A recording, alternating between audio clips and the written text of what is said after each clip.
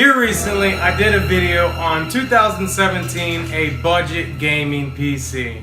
Well, let's see if we can add some power to that system.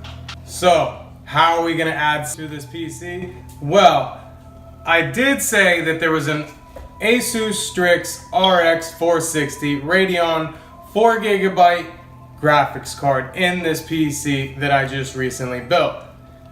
And I've decided we had some alright scores on the rendering and some pretty good frame rates, but the RX 460 Strix, this OC edition, I'm wondering if I put two of these in there and I ran in Crossfire, how much better would it actually be? Now this isn't a 470 or a 480. It's definitely not a GTX 1080 Ti or any 1080. But is it gonna make any of the progress that I can get done with this computer any better? Is my rendering gonna be better? Is my gameplay gonna be better? Just how much better is it gonna be? Now, a little something about this Asus Strix video card, that it does have a 6-pin connector, and there are other versions out there that do not have the 6-pin connector. Now, the 6-pin connector is for overclocking. It is so it can get some extra power from your power supply to get a little bit of a tweak in there, you know, just a little bit of an advantage.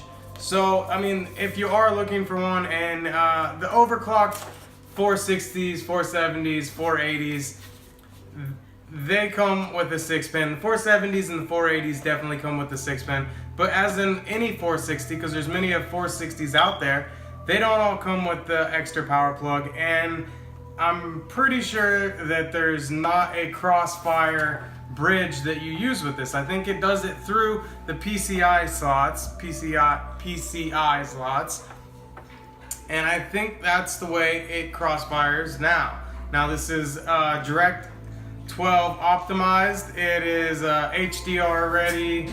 It's 4 gigabytes of DDR5. It's got DisplayPort, HDMI DisplayPort 2.0, DisplayPort 1.4, and it's got 12 in Vulkan support, GPU tweak 2, and I mean, all around this thing uses about 75 to 100 watts of power, because it is the OC edition, and we've seen what it can do already. Now let's see what it can do with two of them. Okay, this is the inside of the build after I got done with it. As you can see, right now we are running one video card, and inside of there is another PCIe slot that we are going to be using. It is Crossfire with two RX 460s.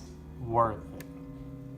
Okay, right here we have the Strix RX 460.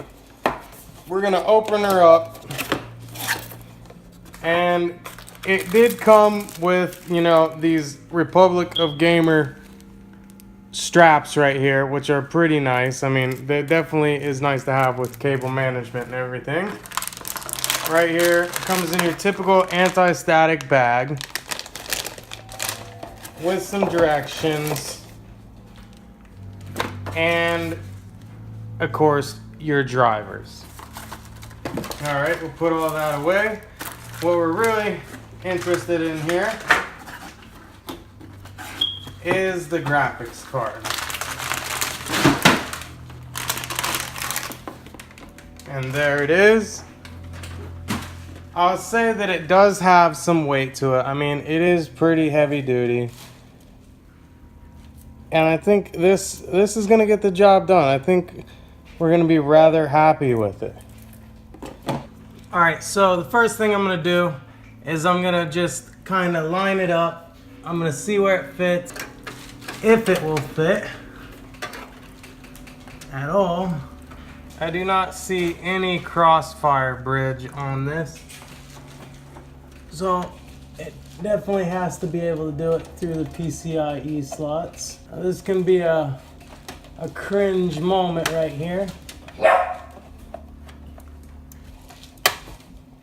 Alright, there's the famous popping sound. It's in there. It's clipped into place. Alright, now this power supply, this Intermax 450 watt Triathlon Eco, I thought about this ahead of time, and I'll tell you, I bought this power supply because it does have flat cabling. I've mentioned that in the past. But, you know, right here, look at that. You're all ready, either 6 or 8 pin, you're all ready to add in another graphics card. Now, this graphics card does come with an Sli bridge. It does not come with a crossfire bridge because it's supposed to be able to do it through the PCIe slots. Is take something else, because I really don't want to drop this screw. That would totally suck. And prop it up. This one's a little better. Now it is quite a weird angle to get that screw in there. Now what I'm going to do is just tidy up these cables again. Now you don't ever want to, if you see how this is rounded right here, you never want to pinch that shut. Because, believe it or not, crimping a wire like that adds more resistance, and it's going to put your system under more of a load, and it's going to have to work harder if you were to crimp that wire. And it's just a lot more strain on the system than it really has to be. Yes, I know. I mean, I could have ran the wires a little better. Alright, it's not the prettiest thing, but it's gonna get us by. Alright, now, the big question is it gonna post? Are the drivers gonna work? This will be the moment of truth. I'll go ahead and fire this thing up and see how it does. Hopefully Windows recognizes it right off the bat and everything all works groovy. Alright, so we're gonna go over here. We're gonna look for the drivers. AMD Radeon settings. We're gonna bring up the catalyst and we'll go to system, and number 1 and number 2, it is saying it's linked. Okay, now that we've got it all set up, we're gonna go in and we're gonna do a benchmark, and we're gonna see how these two 460s do in crossfire. And I think yesterday we were getting anywhere from 30 to 70 frames per minute on this.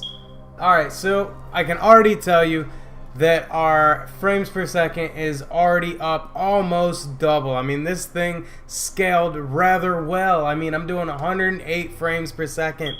So I can tell you that the AMD crossfire for these RX 460s, they scale really nice. Now again, these are the two Strix RX 460s. There is no crossfire bridge. It does it through the PCIe slots. Alright, so we're going to launch Cinebench. We're going to go with the OpenGL for our first one. We are using capture software, but I do believe that we're going to do better than we did with one single graphics card. Alright, so 72.33 frames per second, and that puts us at number 1. See, we cleared the old i7. We're gonna run the Tomb Raider benchmark. There you go. Minimum 60, maximum 60, average is 60. So we're running 60 frames per second. I mean, it's definitely playable. Okay, so what's my thoughts on this crossfire solution? We built a budget gaming PC. We gave ourselves some room to expand. We added in another RX 460, and we scaled pretty well. You know, we probably scaled 40% more. I mean, it was almost half. It almost doubled the frames per second. And with these other renderings like Cinebench and Tomb Raider, it did good. I mean, it actually made a difference. And for $600, we built a budget gaming PC. Now we've added another graphics card, and it scaled really well. So what's next on the list? Adding more RAM? What do you think 8 more gigs of RAM would do? Do you think that would help? Let's find out in the next video. And I'll see you later.